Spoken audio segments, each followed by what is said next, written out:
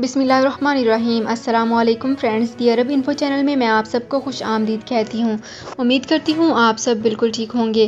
آج کی ویڈیو میں ہم بات کریں گے ٹریفک قوانین کی خلاف ورزی پر 190 موٹر سائیکل ضبط کر لیے گئے ہیں۔ اس کی تمام تر ڈیٹیلز آپ لوگوں کے ساتھ آج کی ویڈیو میں ہی ڈسکس کر رہی ہوں۔ یہ تمام ڈیٹیلز جاننے کے لیے اس ویڈیو کو لازمی سے لاسٹ تک ضرور دیکھیے۔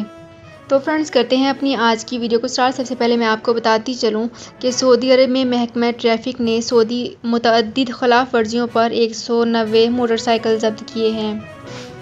سعودی عرب نیوز کے مطابق کہا گیا ہے کہ ضبط شدہ موٹر سائیکل سوار ٹریفک قوانین کی خلاف ورزی کر رہے تھے۔ محکمہ ٹریفک کی طرف سے تازہ اپ ڈیٹ یہ آئی ہے کہ جس طرح گاڑیوں کو ٹریفک ضوابط کی پابندی کرنی ہے، جیسے نمبر پلیٹ، سرکاری دستاویزات اور دیگر قواعد و ضابط وغیرہ، جس کی خلاف ورزی پر گاڑی ضبط ہو سکتی ہے، اسی طرح سے موٹر سائیکلوں کے لیے بھی ٹریفک قوانین ہیں جن کی پابندی کرنا بہت ضروری ہے۔